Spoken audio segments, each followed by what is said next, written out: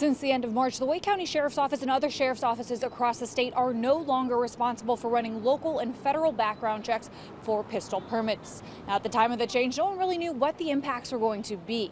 Now, 2 months removed from that, experts say it's still too soon to know the long-term impacts, but some data is starting to give some hints. An ABC data analysis shows that in the month that followed the change, local gun stores reported a boom in business. I was looking at these right here. While buyers don't need to go through the sheriff's office to get a permit anymore, gun stores still need to run federal background checks. Analyzing that data shows there was a large increase statewide. 16,000 more NICS firearm background checks were ran in April when compared to March.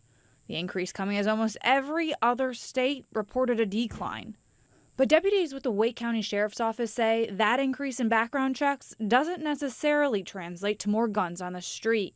We don't have any real hard numbers about how that's affected gun sales or how that's really affected gun crime in Wake County. It's too early to tell at this point. He says the federal data also doesn't show how many of those background checks were denied. And anecdotally, their office has heard of an increase in denials. There's definitely been an uptick in communication between the Sheriff's Office and the FBI NICS in West Virginia. We're getting notified of these denials. And some of them are, again, folks that we have previously denied and they're just trying their luck, or it doesn't cost them anything to go up there and try.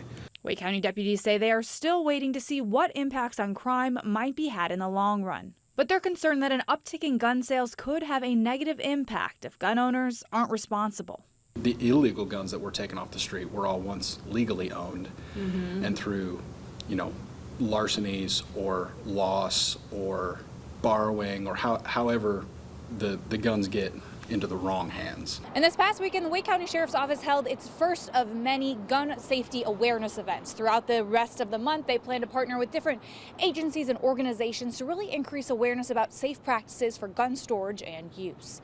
For the I-Team, Samantha Coomer, ABC 11 Eyewitness News.